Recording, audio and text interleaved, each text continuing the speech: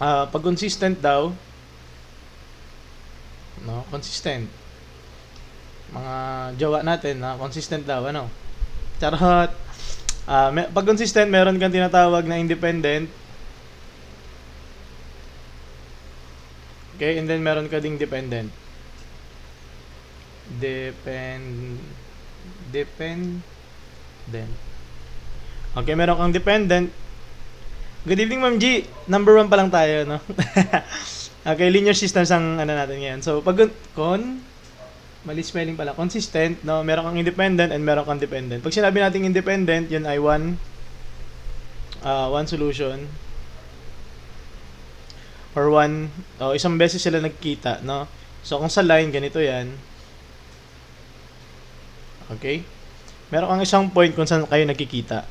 Independent. And then, pag sinabi naman natin dependent,